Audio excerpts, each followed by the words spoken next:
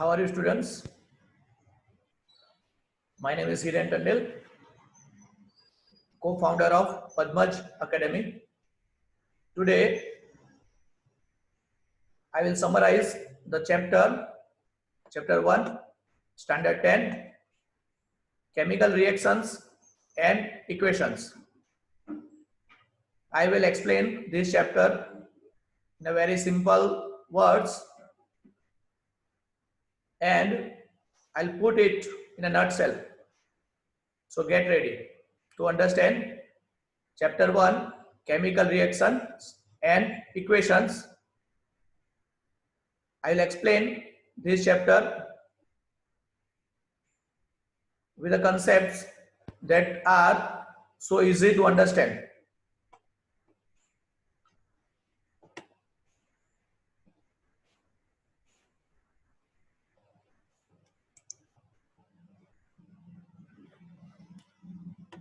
So, chapter name is chemical reactions and equations. In this chapter, we will learn about the chemical reactions and how we will write the equations and how we balance those equations, chemical equations. Now, what is reaction? So here it is explained, milk is left at room temperature during summer. Milk को हम जब रख देते हैं room temperature में summer में या कोई भी सीजन में, अगर ज्यादा टाइम तक बाहर रखेंगे तो उसका दही बन जाता है, it is converted into curd, तो वो हो गया रिएक्शन. फूड इज कुक्ड, जो हम खाना बनाते हैं जैसे पोटैटो है तो उसे हम बॉइल करते हैं, तो वो भी हो गया केमिकल रिएक्शन. जैसे वी रिस्पायर, अगर हम सांस लेते हैं, that also a kind of chemical reaction. These are examples of reactions, chemical reactions. Now in figure 1.1, it is explained burning of a magnesium ribbon in air and collection of magnesium oxide in a watch glass.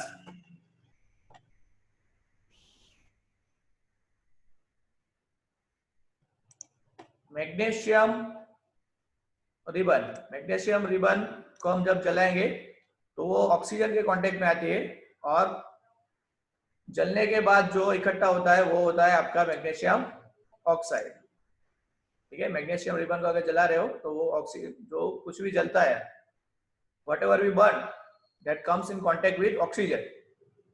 Here we burn magnesium, so it becomes magnesium oxide.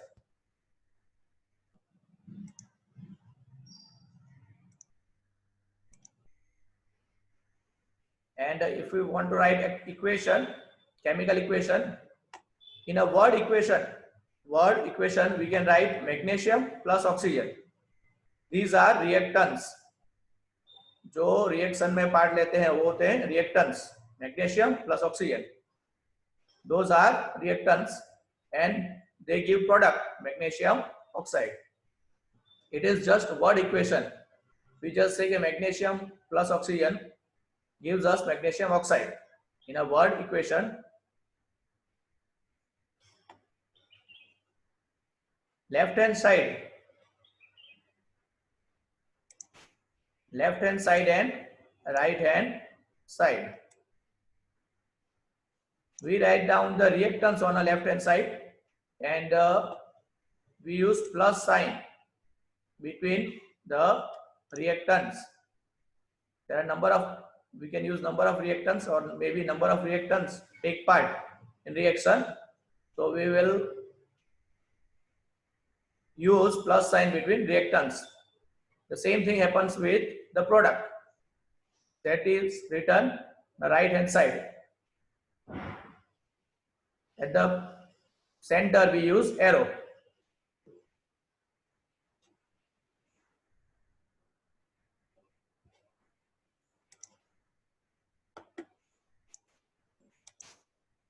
So equation is written here, magnesium Mg chemical symbol of magnesium, and O2, that gives us magnesium oxide. But when we write magnesium plus oxygen, it gives magnesium oxide. But number of the atoms are not balanced here. It is unbalanced. Magnesium is 1 on left and right hand side, but oxygen is 2 on left side, but 1 is on right hand side. So it is called unbalanced. It is called unbalanced chemical equation. So we not only have to learn chemical reaction, but we need to balance the equation too.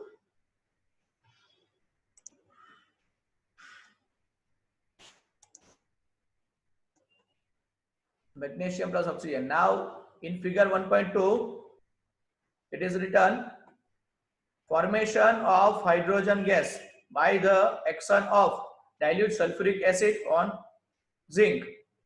Formation of hydrogen gas. See, hydrogen gas is released here when zinc granules. We have zinc granules in conical flask, and we add dilute sulfuric acid in it. So when the reaction takes place between dilute sulfuric acid and zinc, we receive hydrogen gas. These we will understand. We can write these things with the help of formula, chemical formula.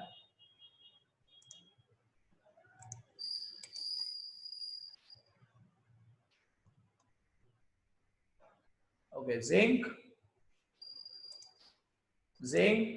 plus sulfuric acid, we get zinc sulfate plus hydrogen gas. This is what equation. Now chemical equation, we can have to convert it into chemical equation. Now what equation we will write? Words in chemical equation, we have to write down the symbol, chemical symbol or chemical formula of that word. Now zinc is written like that, Zn, sulfuric acid H2SO4, zinc sulfate ZnSO4, and hydrogen H2, hydrogen gas. Now we will see zinc left hand side 1, right hand side 1, hydrogen 2, right hand side 2, S1, S1, O4, O4. So it is balanced chemical equation.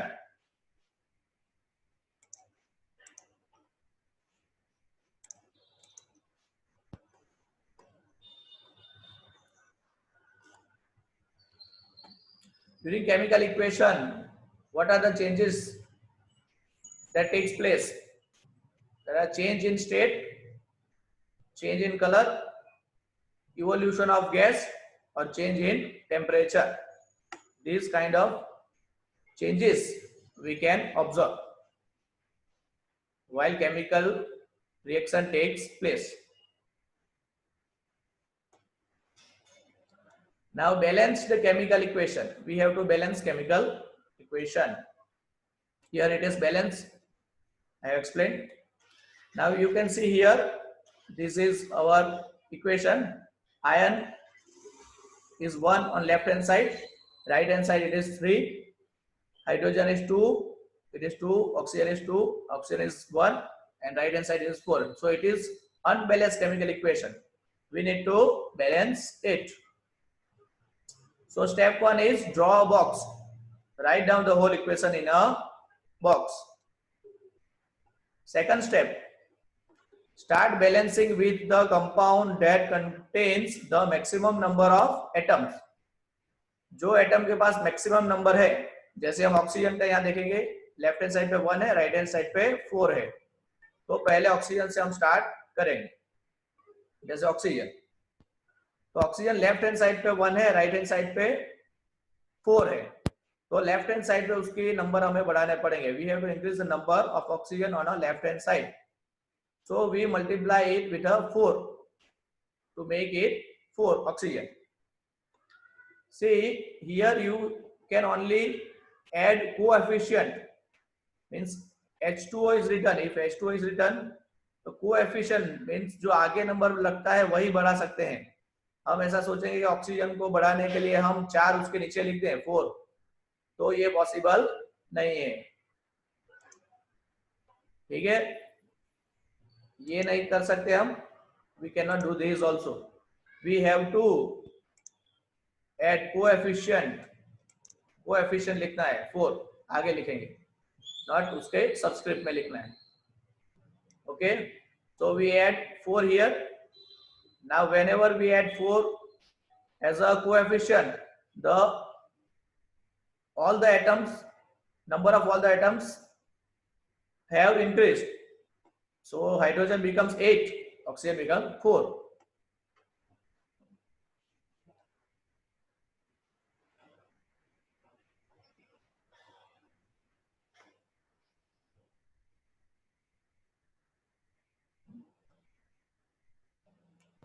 Four coefficient लिखते हैं तो hydrogen 4 हो जाएगा और ये oxygen दोनों को लगेगा. मतलब हाइड्रोजन ऑलरेडी 2 है ही, 8 हो जाएगा हाइड्रोजन, ऑक्सीजन 4 हो सकते हैं. अभी हाइड्रोजन के नंबर को हमें बैलेंस करना पड़ेगा. We have to balance hydrogen. तो क्या करेंगे अभी?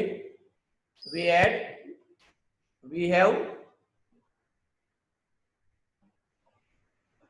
8 hydrogen here, so we add 4 here, so it becomes also 8.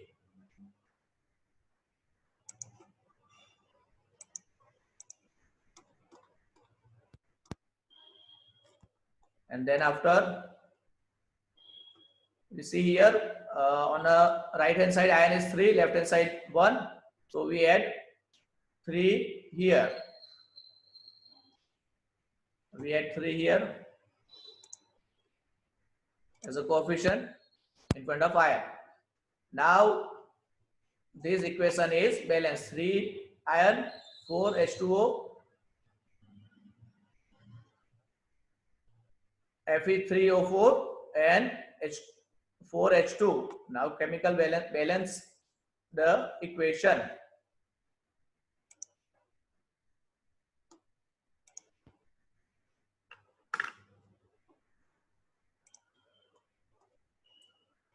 Writing symbols of physical state. We after balancing the chemical equation, we have to write a symbol in which state the compound or the atom is.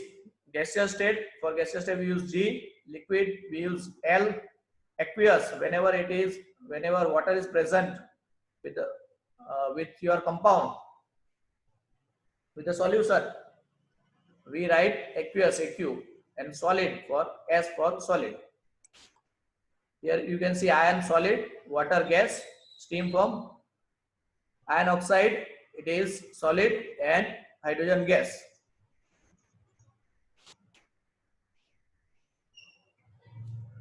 Sometimes the reaction conditions such as temperature, pressure, and catalyst etc. for the reaction are indicated above or below the arrow. Sometimes chemical reaction conditions such as temperature also take part in a chemical reaction. For example, here when carbon monoxide plus hydrogen gas makes methanol, okay, the pressure is required, 340 atmospheric pressure is required. The same way here, carbon dioxide plus water, it composes glucose, oxygen gas and hydrogen water. So here sunlight means temperature is necessary with the help of chlorophyll. Chlorophyll works as catalyst. Here temperature is necessary, here pressure works here, and catalyst chlorophyll.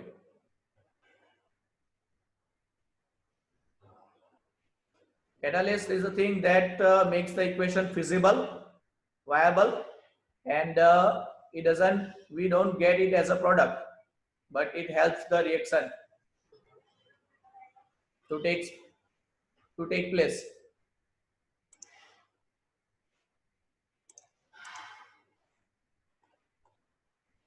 Type of chemical reactions.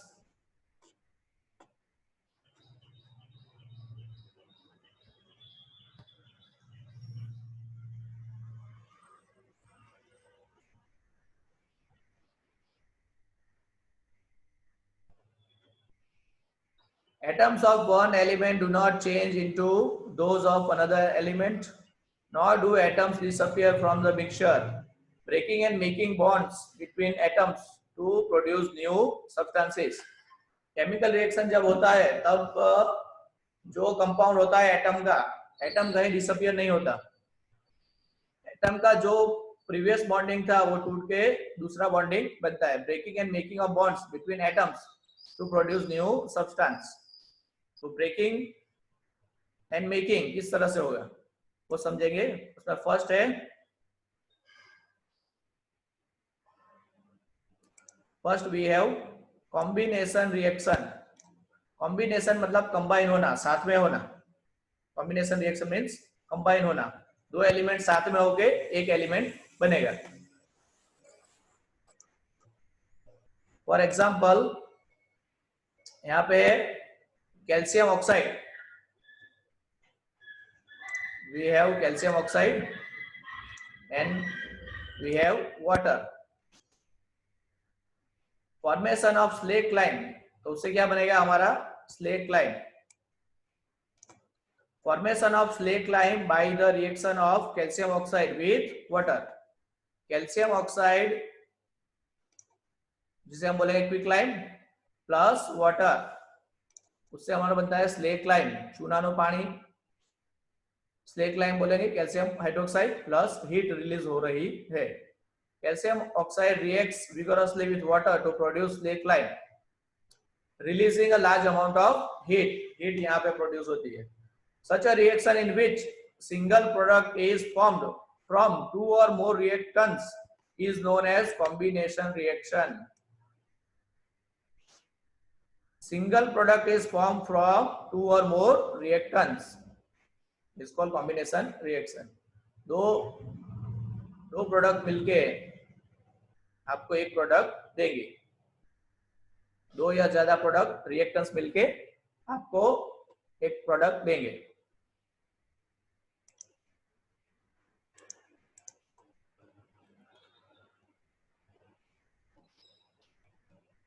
Here also there is the calcium hydroxide plus carbon dioxide. It gives calcium carbonate plus water.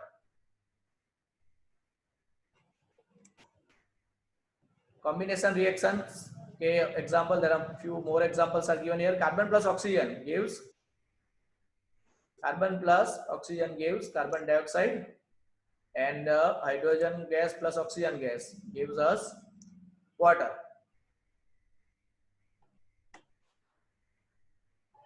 In a simple language, we can say that when two or more substances, element or compound combines to form a single product, the reactions are called combination reaction. Heat is released along with the formation of products are called exothermic chemical reaction. Exothermic, thermic means heat and exo मतलब बाहर जाना. Heat अगर reaction से बाहर जा रही है, कोई रिएक्शन में हीट बाहर आ रही है, उसे रिएक्शन को हम बोलेंगे एक्सोथर्मिक रिएक्शन.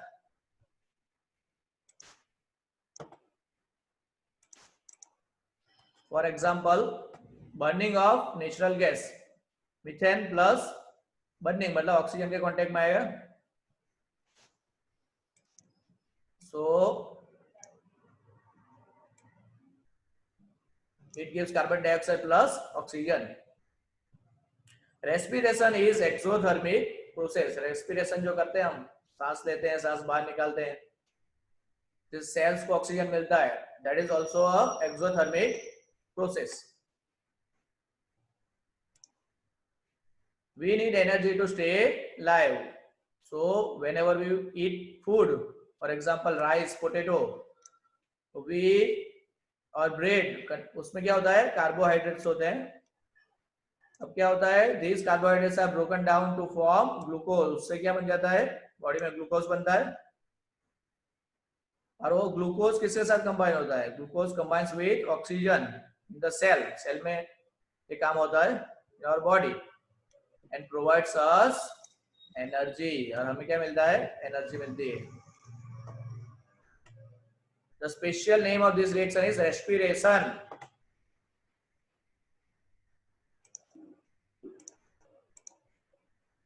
जैसे ग्लूकोज है C6H12O6 प्लस ऑक्सीजन नेसेसरी, जैसे हम ब्रीथ इनहेल करते हैं, ऑक्सीजन हमारी बॉडी में आता है, वो एनर्जी रिलीज करेगा यहाँ पे, और कार्बन डाइऑक्साइड हम एक्सहेल करेंगे, और वाटर भी स्वेटिंग में बाहर निकलेगा।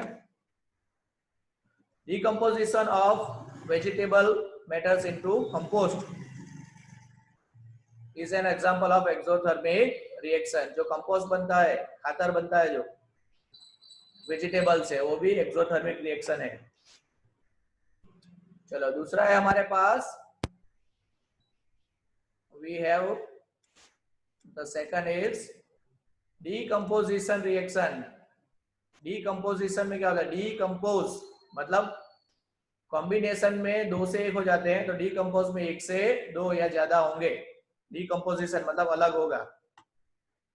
For example, the boiling tube containing the crystals of ferrous sulfate है, and of the smelling the odor. Ferrous sulfate, we have ferrous sulfate here, FeSO4, ferrous sulfate, heat, यहाँ पे गर्म कर रहे हैं, फेरस सल्फेट क्रिस्टल्स को गर्म किया जा रहा है, ठीक है। तो wafting gas gently towards nose, यहाँ पे कुछ गैस रिलीज हो रही है। तो इक्वेशन में हम देखेंगे, फेरस सल्फेट को अगर हम हीट दे रहे हैं तो वो कन्वर्ट हो जाएगा फेरिक ऑक्साइड, ठीक है। और कौन सा गैस रिलीज हो रहा है, sulphur dioxide plus sulphur trioxide. Smell the characteristic order of burning sulphur, जो सल्फर जो जल रहा है, सल्फर है यहाँ पे, तो उसको जो जल रहा है, वो जो गैस निकल रहा है, वो combination of sulphur dioxide and trioxide, तो उससे उसका ऑर्डर, जो सल्फर का ऑर्डर है, वो मतलब सल्फर का स्मेल हमें आएगा। We feel the different type of order of sulphur,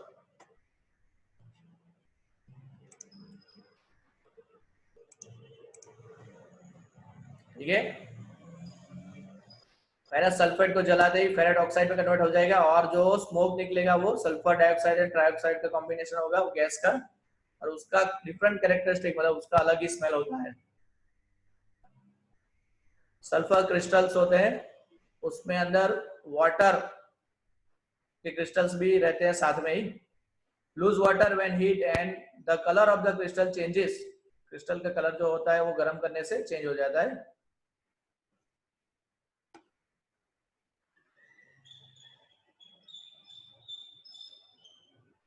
उसी तरह यहाँ पे दूसरा एक एग्जांपल है, calcium carbonate. When we heat calcium carbonate,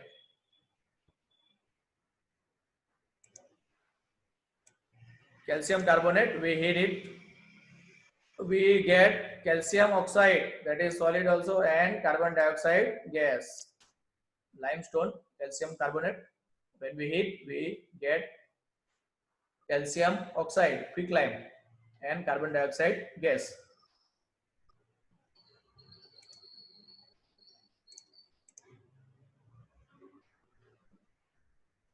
You have to memorize these 3 equations altogether, 1.13, 1.14 and 1.20.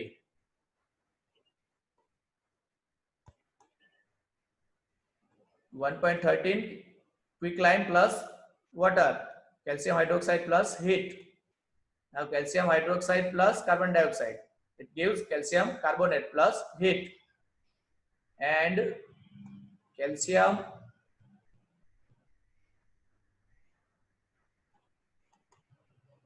calcium carbonate plus calcium carbonate, when we heat it, It gives calcium oxide, quicklime, and carbon dioxide.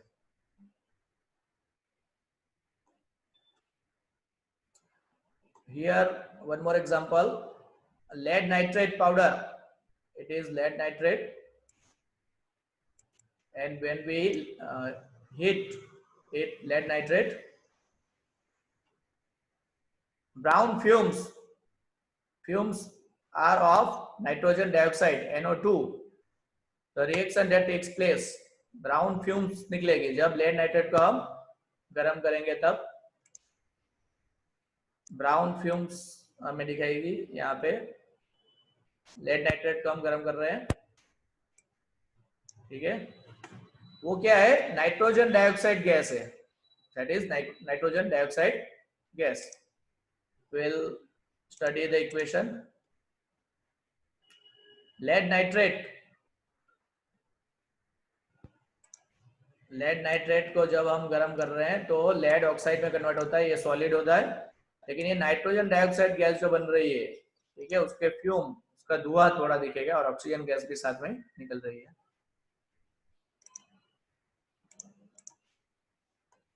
चलो उसी तरह यहाँ पे electrolysis of water, हमारा point है electrolysis of water, ठीक है। इसमें वाटर है हमारा, उसको इलेक्ट्रोलाइसिस में उसमें करंट पास करके उसके दो एलिमेंट को हम अलग कर सकते हैं।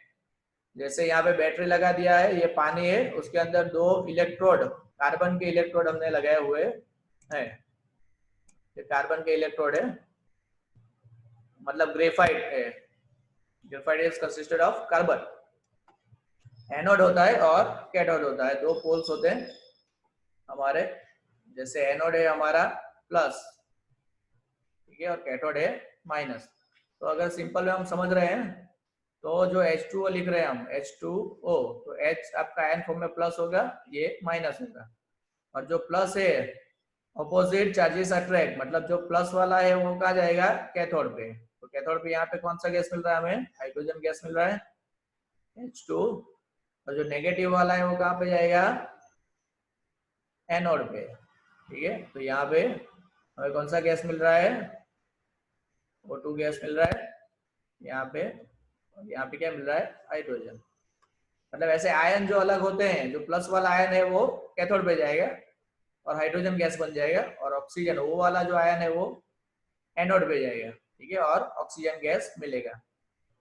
और हाइड्रोजन ज्यादा है, मतलब हाइड्रोजन गैस हमें ज्यादा मिलेगा, ऑक्सीजन गैस कम मिलेगा। You can see the difference here, hydrogen ज्यादा है, ऑक्सीजन कम है। उसपे हम डाइल्यूट सल्फ्यूरिक एसिड डालेंगे इस पानी में, सो रिएक्शन थोड़ा फास्ट होगा और हमें गैस जल्दी मिलेगा।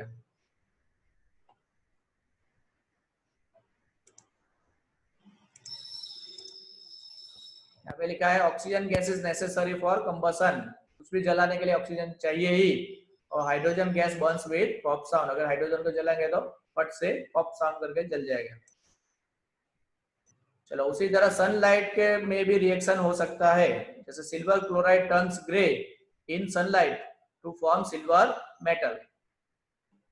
Decomposition of silver chloride into silver and chlorine by light, light से भी आपका इक्वेशन हो सकता है। सनलाइट, जैसे सिल्वर क्लोराइड है, सनलाइट के प्रेजेंस में, सनलाइट मिलने से वो सिल्वर में कन्वर्ट हो जाएगा और क्लोरीन गैस अलग हो जाएगा। The same way we have another example, that is silver bromide, sunlight के प्रेजेंस में सिल्वर बन जाएगा सॉलिड और गैस, ब्रोमीन गैस अलग हो जाएगा। The above reactions are used in black and white photography, photography जो करते हैं, लाइट से जो वीडियोग्राफी करते हैं, उसमें जो फोटो निकालना होता है उसमें हम इस रिएक्शंस का यूज करते हैं। डिकम्पोजिशन रिएक्शन रिक्वायर एनर्जी, अलग करने के लिए एनर्जी चाहिए आपको, जैसे हीट चाहिए या लाइट चाहिए, इलेक्ट्रिसिटी चाहिए, ठीक है। Reactions in which energy is absorb, जिस रिएक्शन में एनर्जी अंदर आती है उसे एंडोथर्मिक रिएक्शन कहते हैं। थर्मिक मतलब हीट और एंडो मतलब अंदर आना। डिकम्पोजिशन के लिए आपको एनर्जी चाहिए, हीट फॉर्म में हो, लाइट फॉर्म में हो, इलेक्ट्रिसिटी फॉर्म में हो। और जैसे ये एनर्जी अंदर आती है, ठीक है, जिस रिएक्शन में एनर्जी चाहिए उसे एंडोथर्मिक रिएक्शन बोलेंगे, एनर्जी एब्सॉर्ब होती है। जैसे एक एग्जांपल है हमारा barium hydroxide plus ammonium chloride, it gives barium chloride, ammonia and water, endothermic reaction है, इसमें हीट अंदर आती है। उसी तरह है displacement reaction. Displacement reaction, displacement मतलब एक मेटल दूसरी मेटल को डिस्प्लेस कर सकती है। जैसे more reactive metal can displaces the less reactive metal from it solution. हमें रिएक्टिविटी सीरीज पता होनी चाहिए, कौन सी मेटल ज्यादा रिएक्टिव है, कौन सी मेटल कम रिएक्टिव है। We will understand this things with the help of example. यहाँ पे आयरन नेल को कॉपर सल्फेट के सॉल्यूशन में डाला हुआ है, ठीक है, आयरन नेल्स को कॉपर सल्फेट के सॉल्यूशन में रखा हुआ है। तो क्या होता है यहाँ पे, यह देख लो थोड़ा, जैसे आयरन नेल्स पहले कैसी थी, iron nails and copper sulfate solution compared before and after the experiment. Iron nails become a brown in color, ये brown हो जाती है थोड़ी देर के बाद। एंड ब्लू कलर सॉल्यूशन जो होता है कॉपर सल्फेट का, वो किसमें कन्वर्ट हो जाता है, फेड हो जाता है, मतलब कलर उसका थोड़ा चेंज हो जाता है, ठीक है। आयरन नेल्स ब्राउन हो जाएगी और ये जो ब्लू कलर है वो फेड हो जाएगा आपको। ये होता क्यों है, जैसे आयरन यहाँ पे, ये रिएक्शन में देख लो आप, यहाँ पे आयरन है और कॉपर है, दो मेटल है। तो आयरन यहाँ पे क्या है, मोर रिएक्टिव मेटल है, ओके। और जो कॉपर है वो क्या है, less reactive, copper less reactive metal है, ठीक है। तो क्या होता है, more reactive metal can displaces less reactive metal. तो आयरन कॉपर को डिस्प्लेस करेगी और खुद अपना सॉल्यूशन बनाएगी आयरन सल्फेट, और जो कॉपर है उसको अलग करेगी, मतलब जो सॉलिड फॉर्म में कॉपर अलग हो रही है वो उसका कोटिंग बनाएगी, वो यहाँ पे अपना कोटिंग बना रही है। ये जो कोटिंग दिख रहा है आपको, ये कौन सा आएगा, कॉपर, मतलब आयरन के ऊपर कॉपर का कोटिंग हो जाएगा। और ये जो सॉल्यूशन बन रहा है वो आयरन सल्फेट का सॉल्यूशन बनेगा, पहले था वो कॉपर सल्फेट का सॉल्यूशन, ठीक है। तो इस तरह से हमें चेंज दिखाई देंगे, मतलब याद इतना रखना है कि आयरन हैज डिस्प्लेस्ड और removed another element copper from copper sulphate solution, this reaction is known as displacement reaction. यहाँ पे लिखा है डिस्प्लेसमेंट रिएक्शन, आयरन ज्यादा रिएक्टिव है, कॉपर लेस रिएक्टिव है। तो हमेशा याद रखना है, लेस मोर रिएक्टिव जो होती है मेटल वो अलग होनी चाहिए, और जो लेस रिएक्टिव मेटल है उसका सॉल्यूशन होना चाहिए, उल्टा प्रोसीजर फिजिबल नहीं है।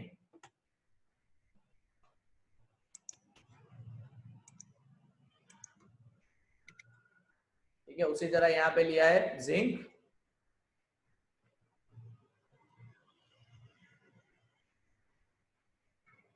जिंक एंड कॉपर, यहाँ पे भी जिंक ज्यादा रिएक्टिव है, तो हमें मिलेगा जिंक सल्फेट, और कॉपर यहाँ पे डिस्प्लेस होगा। इसी तरह लेड एंड कॉपर, तो यहाँ पे भी लेड ज्यादा रिएक्टिव है, इसी हिसाब से लेड क्लोराइड हो जाएगा और कॉपर अलग मिलेगा, ठीक है। मतलब ज्यादा रिएक्टिव मेटल अलग होनी चाहिए और कम रिएक्टिव मेटल का सॉल्यूशन होना चाहिए, तो जो कम रिएक्टिव मेटल है वो अलग मिलेगी हमें।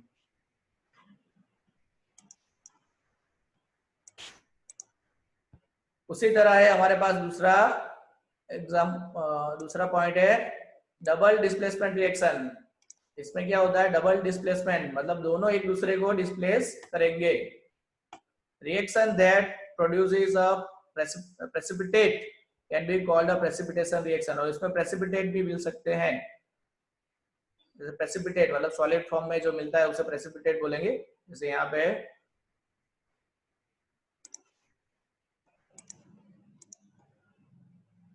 पे हमारा टेस्ट ट्यूब में यहाँ पे लिया गया है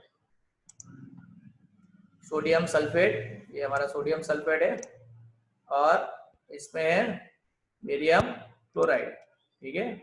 ये सोडियम सल्फेट हमारा NaSO4 sodium sulphate, barium chloride, barium chloride BaCl2, ये दोनों अब एक दूसरे को रिप्लेस करेंगे और बेरियम सल्फेट बनाएंगे और सोडियम क्लोराइड, ये प्रेसिपिटेट बन रहा है यहाँ पे। I will explain it in ion form. Ion कैसे बन रहे हैं यहाँ पे,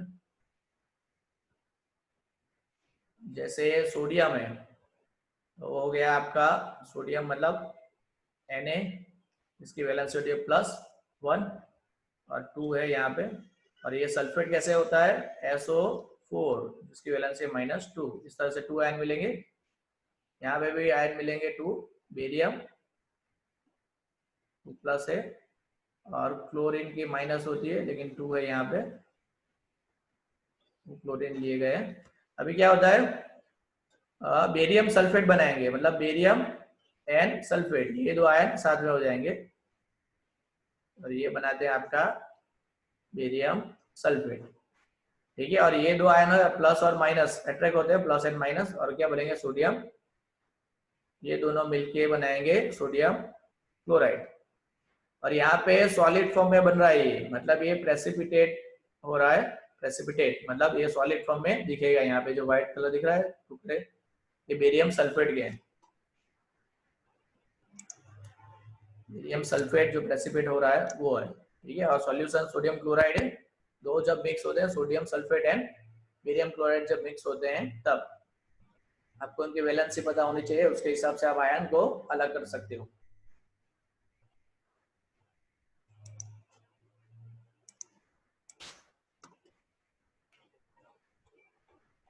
ओके, यहाँ पे दिखाया है SO4 2- होता है और Ba2+ के रूप में फॉर्म में अलग हो सकता है। व्हाइट प्रेसिपिटेट होते हैं, जो व्हाइट कलर दिखेगा यहाँ पे जो दिख रहे हैं छोटे छोटे टुकड़े व्हाइट कलर के होंगे, बेरियम सल्फेट होता है। There is an exchange of ions between the reactants and are called double displacement reaction.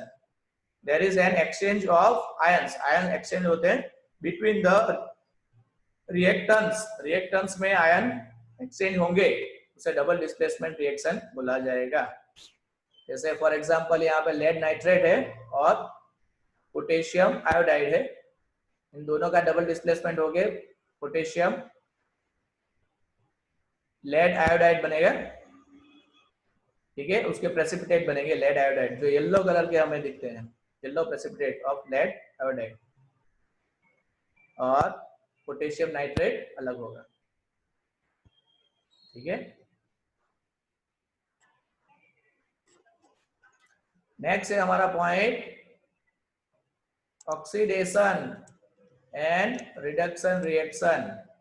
Simple में ऑक्सीडेशन में क्या होता है, सिंपल जो फर्स्ट स्टेप है ऑक्सीडेशन का, उसमें ऑक्सीजन अगर किसी में ऐड हो रहा है, कोई एलिमेंट में ऑक्सीजन ऐड हो रहा है वो ऑक्सीडेशन हो जाएगा, और हाइड्रोजन रिमूव हो रहा है तो वो ऑक्सीडेशन में आएगा। रिडक्शन में क्या होता है, रिडक्शन में उससे उल्टा होता है, अगर हाइड्रोजन किसी रिएक्शन में ऐड हो रहा है तो वो रिडक्शन होगा, अदरवाइज ऑक्सीजन रिमूव हो रहा है किसी से, ठीक है। ये दो पॉसिबिलिटीज याद रखनी है, ऑक्सीडेशन में ऑक्सीजन ऐड होगा, हाइड्रोजन रिमूव होगा, या रिमूव होगा, रिडक्शन में हाइड्रोजन ऐड होगा या ऑक्सीजन रिमूव होगा।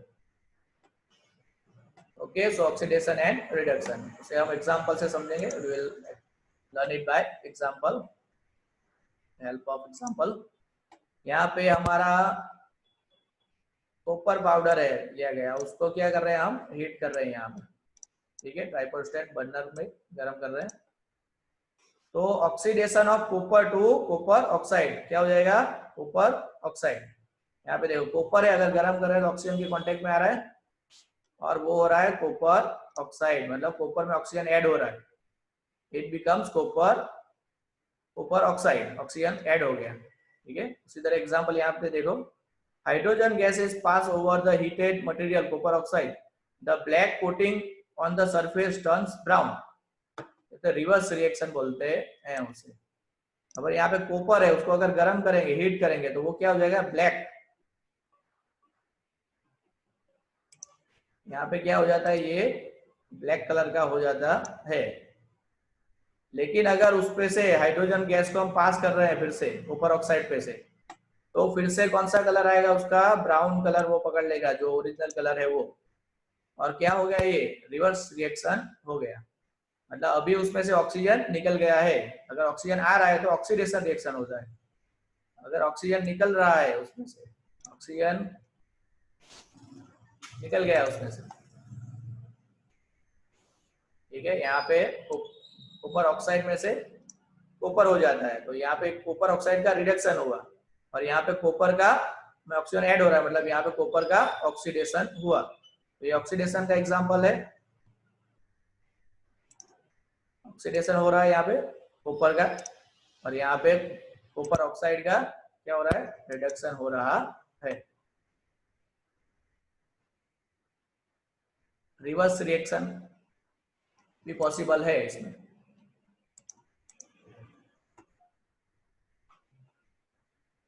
ठीक है, यहाँ पे लिखा है gain oxygen during a reaction it is said to be oxidized. जो एलिमेंट ऑक्सीजन को गेन कर रहा है वो ऑक्सीडाइज हो रहा है, और lose oxygen during a reaction, जो ऑक्सीजन को छोड़ रहा है, it is said to be reduce, वो एलिमेंट रिड्यूस हो रहा है। ठीक है, जैसे कॉपर ऑक्साइड को ले रहा है, copper oxide is losing oxygen, copper oxide छोड़ रहा है, इज बीइंग रिड्यूस, वो रिड्यूस हो रहा है, और hydrogen is getting oxygen, it is being oxidize. यहाँ पे देख लो आप, यहाँ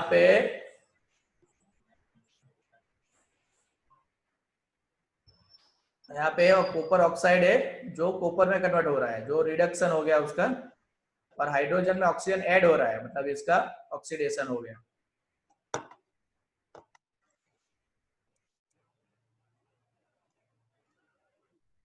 ऐसे ऊपर का समझाया ये जो एलिमेंट है उसका, जिंक, जिंक में ऑक्सीजन निकल रहा है मतलब उसका रिडक्शन हो गया, कॉपर में ऑक्सीजन ऐड हो रहा है मतलब इसका ऑक्सीडेशन हो गया।